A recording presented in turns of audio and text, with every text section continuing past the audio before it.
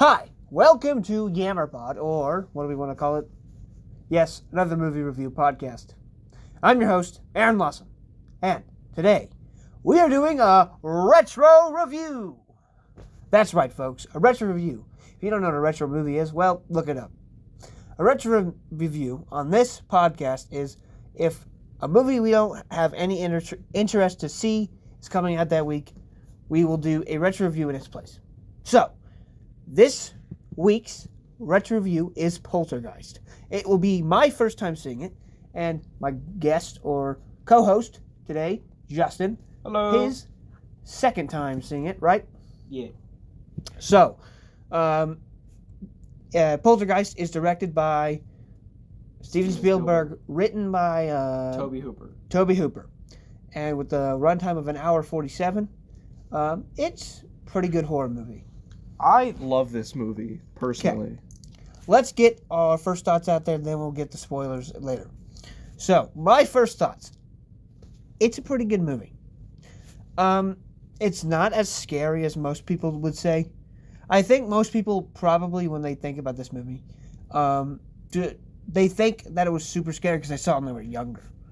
Yeah, I've heard this movie described as childlike horror, in the sense that most of the scares aren't really what you think of when you think of a horror movie. It's more something that would scare a child, kind of like Monster in the Closet, Monster Under the Bed kind of scary. But yeah, whenever I was watching it, I didn't get scared except for one time, and I'm not going to go into the detail until later. But that one time was scary. But yeah, I think most people hold it to this really scary thing. It's because when they saw it when they were a child, it was really scary. But then they go back and they watch it, it's like, oh, it's not that bad. Yeah, kind of almost like Gremlins, where Gremlins isn't really a horror movie in the sense that most people think about one. It's just really that people watched it when they were kids, and things like the puppets and stuff scared them. Yeah. But my honest thoughts, it's an okay movie. It's got some grotesque stuff in it, but it's not really grotesque. And I would say the acting is kind of subpar. I think some of it is. I think some of it's really good. Some of it's really subpar. Like, it's not the best acting in the world, but it is an 80s horror movie that doesn't need... It's got Mr. Incredible. It's got Mr. Incredible in it, so, we can't Craig T. Nelson. Yeah, we can't really fault the movie if it's got Mr. Incredible in it. But, there was one character, like the short lady, I can't remember, the dwarf, or whatever her name is. Yes. The midget. The psychic. She comes in, I could not take her character seriously at all, because of the way she spoke. Her voice is really high-pitched like a child. I think that's honestly one of the most iconic parts of the movie is her voice. But, at most points, she was screaming. All I could hear was Alpha Alpha from not the Rugrats, but the little, oh God, what are they called?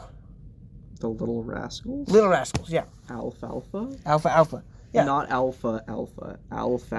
Whatever. Okay. That's all I could hear whenever she would scream or talk. But yeah, those are my honest thoughts. What are your honest thoughts? So, like I said, this is my second time seeing this movie. I think the second time through, pretty much all the scare factor is gone, because you know what's going to happen. And there's not much scare factor in this movie to begin with. Like I said, there are a couple of, suspenseful moments, but the jump scares aren't really... There really aren't jump scares. Most of it's just kind of, uncomfortable horror, or whoa, what is that? But even by horror standards... This is more... It's Steven Spielberg. I mean, it's just like another Steven Spielberg adventure classic. Some people might say that Kingdom of the Crystal Skull might be scarier than this movie. I wouldn't say that, but... I mean, yeah, it's terrible, but... I honestly think that Raiders of the Lost Ark is more scary than this movie. Because Raiders of the Lost Ark is freaking gruesome. They've got some really good horror elements in those movies. Yeah. But yeah, and then I think what you said about the acting, I mean, for the lead, like, two of the main characters of the household are children, and so you can only get so much from, like, child acting. The little girl in this movie is really good. Oh, she does great, and I think... Sadly, she passed, like, a year later. Yeah, but, I mean, Carol Ann, the actress for her does great. I mean, like, as far as child acting goes, it's pretty good, and honestly, the boy, Robbie... has one of the most genuine reactions I've ever heard to something like that, to the point that you get uncomfortable because just the general, like, terror in this kid's voice. But yeah, like, you can ask Justin. Like, I was sitting there, and this kid, it sounded like an actual traumatized kid, and I was getting uncomfortable. I was like, I might cry. I don't like the sound of this. And he was like, yeah. It sounds like they just told this kid, hey, when we're done with this take, we're going to kill you. All right, action. God. That's the fear in this kid's voice. Yeah, it makes the hair stand up on your back. Really does. Yeah. And like I said, the scares aren't really anything special. You could really show this to like a 6 or 7 year old and they'd probably be a little afraid of it, but it's still not anything insane. Yeah, I blanked again. There are only really 2 parts of the movie that really get me, and I have a relatively low scare point. I get scared relatively easy, but this movie only has 2 real points that I actually got uncomfortable. And I feel like this movie, both of those scenes have a good way of like building up tension. It's just the release could be a little bit better. The visual effects, it's 1980s, so I can't really like knock them on visual effects. It's pretty groundbreaking for the time. But I will say, if you have epileptic like attacks from light, this movie will probably trigger some of those. But I will say, the music is amazing. Oh yeah, I mean Steven Spielberg, man, you can't go wrong with Steven Spielberg. Well, yeah, Jerry Goldsmith did the score, and he a lot of people don't know this. He is basically the second John Williams. Yeah, that people just don't. He's not as recognizable, but he still does amazing scores like that. And he's working with Steven Spielberg, so you know it's going to be a good score. Like, I don't like Kingdom of the Crystal Skull, but the score for I knock Kingdom of the Crystal Skull. I don't like that movie. I think it's like one of the worst movies ever, right? I don't think it's one of the worst movies ever. But the score in that movie, oh yeah, I mean, phenomenal. It's still because it's Steven Spielberg. You can't go wrong. Yeah, I know it's not him composing the music, but most of his scores, even for his bad movies, like Kingdom of the Crystal Skull is the only one bad movie I can think of. Super 8. Super 8's not the greatest. Yeah. Amazing score. Yeah. I don't know. But your thoughts? I guess. Like I said, pretty low scare factor for a horror movie. Do you care if I get into some of the details? We've reached about 8 minutes here. Yeah. All right. So, like I said, spoiler warning. But even then, it doesn't really. This is a 40-year-old movie. Yeah, you should probably know. But I guess. So the whole point of the movie is that this house is built on ancient Indian burial ground, and yes, this started the cliche, so you can't really call it a cliche in this movie. Because it started it. Yeah, like this invented it. So, I mean, you couldn't really knock it for that. But the whole idea is that it's built on this ancient Indian burial ground, and the ghosts see the daughter of this household as a prime source of life energy. And ghosts yearn for this life energy, so what they do is they kidnap the daughter and take her into the spirit realm. They don't really delve too much into it because this movie they kind of try to leave it to you personally, just whatever you want to imagine the spirit realm is. That's up to you to decide. It's a pretty blank slate. They don't really see much about it, but so the idea is they kidnap this daughter, Carol Ann, and over time spooky stuff happens. The first real, like, the big thing that got me, and I think it got Aaron too, was... Oh, gosh. They have some paranormal investigators stay in the house, and one of the paranormal investigators gets up to go have like a midnight snack while everyone else is either asleep or busy. And while he's in the kitchen, he gets out a steak, he sets it on the counter, he gets out like a chicken wing or something, and he puts it in his mouth, and he's kind of gnawing on it. And all of a sudden he hears a noise behind him, and he checks behind him, and the steak... It's like slithering across the counter. Yeah, and then it stops at the end of the counter, and it just bursts open, and it's like... I don't know what it was, starts bursting out of it. Like, hundreds of maggots start pouring out of this steak, and then... And then he sees the chicken wing that he dropped on the ground, and it's covered in maggots. And he was like, and you could tell that it was like, some of the maggots are bitten. Yeah. So it was like he was eating it. Oh, yeah. There were some in his mouth, and so the idea is he runs to the sink to try and get it out. There are maggots in him now, and he starts, like, maggots start... appearing in his face, and so he starts trying to get them out, and he ends up ripping his entire face off. What happened is the light got really bright and started like burning his face. Yeah, and then he starts taking his face off. Oh my gosh. When I tell you chills down my spine, oh my gosh. And for the 80s... I think that's the only one moment in this movie that's actually got me. For the 80s, I mean, it's not the greatest effects. It reminds me almost of like The Thing. It really reminded me of Raiders of the Lost Ark, when the Nazis get melted. Yeah, imagine that scene, but if they melted for like 10 seconds longer, and you just got to see this slow, excruciating process. It's so uncomfortable. And then the other big scare is one of the most iconic parts of the movie. I mean, the 2015 film really tried to use this as their big selling point, but there is a clown doll the clown in the children's bedroom, and we see towards the beginning of the movie that the young boy is afraid of it, as any child would be when you put a demonic clown toy in a doll in a chair facing their bed.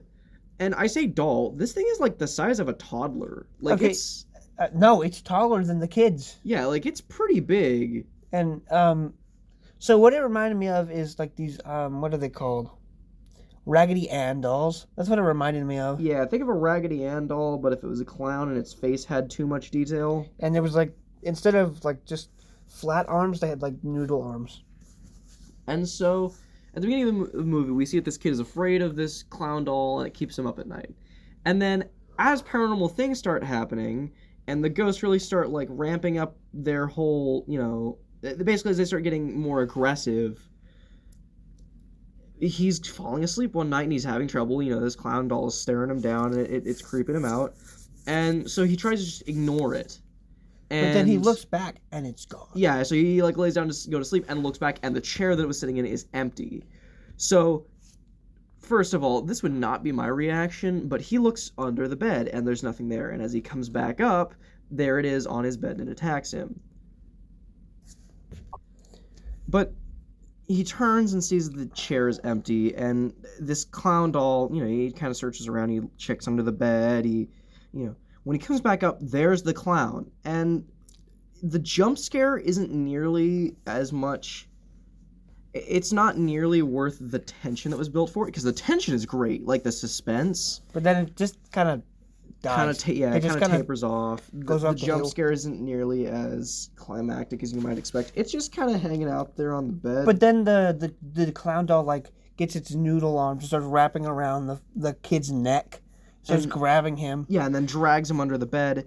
And very great horror. I just think the jump scare could have been a little bit better release of tension. But those are really the only two scary, and I say that with air quotes, really only two scary parts of the movie. I mean, nothing else is really that horrifying. What's funny is the kid goes like full ape on the clown. He says, well, in that part, that was funny. In that part, and I don't know if this is just me looking too far into things or if this was intentional on the writer's part. I mean, at that point, the ghosts have what they want. The ghosts don't need the brother. They just need him out of the way. The clown is essentially just a distraction so they can open the closet portal and get the girl. You know what I'm saying? I don't know if that's just me looking too much into it or if the writers actually intended for that. But that's what it seems like the scares are all movie, is a distraction. So even the tree, right? The tree attacks the kid. The tree scene was hilarious. You can ask Justin. I was dying in this when I was watching this. Like, the tree just like breaks open the window, grabs the kid, and tries to eat him. like, I'm not even joking. When we say eat him, you've probably seen this movie. You're listening to this. You probably seen the movie. Literally try to eat just him. trying to swallow him. I am dying laughing, and I just go, dude, that was hilarious. And Justin goes, what? I'm like, yeah, that was funny. And he was like, I know, but that's horrible. Yeah, I mean, like the tree just trying to eat this kid. I mean, what? And then like he's covered in blood, but I'm like, I don't think anything happened to him. There's like no wounds. Yeah, that's the thing too. Where did the blood come Don't worry, from? it's just maple syrup. It's just maple syrup. I guess it's like scuffs and cuts and stuff of being drug out a broken window. But I don't know, because you don't see any cuts, you just see blood. Well, I would assume he got cut somewhere. But well, it's on his face, and where it's on his face, you would think there'd be cuts. I don't know. There's mud too. I don't know, but I don't think that's important. But it's just maple syrup. The ghosts don't really intend on getting the kid. They don't really care about the kid. I mean, if the kid dies and gets eaten by a tree, okay. But their main concern is a little girl. Yeah, is Carol Ann and getting her through the closet. And so they use that, to get everyone else distracted by trying to stop Robbie from getting eaten by a tree. And go, yeah, and then they use that as an example, or as an excuse. No, not excuse. That's not the word. Distraction. Distraction. There you go. To get the girl. Yeah. Okay. Gosh, I blinked. You keep talking.